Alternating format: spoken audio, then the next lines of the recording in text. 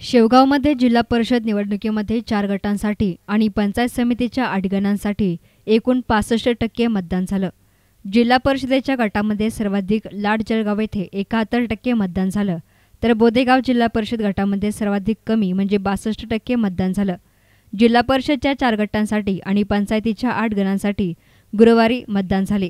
मतदानानंतर अहवाल तयार करण्याचं काम रात्री उशिरापर्यंत सुरू होतं. शेवगाव तालुक्यामधील जिल्हा परिषदच्या गटामध्ये झालेले मतदान आणि टक्केवारी याप्रमाणे: दहिगावणेमध्ये 69.73%, तर बोदेगावमध्ये 61.71%, लाडजळगावमध्ये 17.68% आणि भातकुडगावमध्ये 63.41% मतदान झालं. शेवगाव तालुक्यामधील नवीन खामपिंपरी गाव आणि रस्ता आणि इतर मूलभूत सुविधांसाठी या निवडणुकीतील मतदानावर बहिष्कार टाकला. या ठिकाणी 694 मतदान होते. हे गाव बोदेगाव जिल्हा परिषद गटामध्ये आणि मुंगी पंचायत समिती गणात आहे.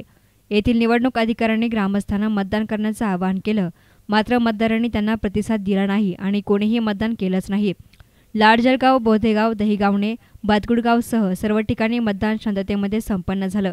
मतदानाच्या सुरुवातीचा वेग थोडासा कमी होता, नंतर मात्र वेग वाढला होता. सर्वसाधारण खुल्या असलेल्या लाडजळगाव या एकमेव जिल्हा परिषद गटात मतदारांचा उत्साह जास्त होता, हे तेथे झालेल्या मतदानावरून सिद्ध झाले. न्यूज रिपोर्टर संदीप देहाडराय, एस9 मीडिया, शेवगाव.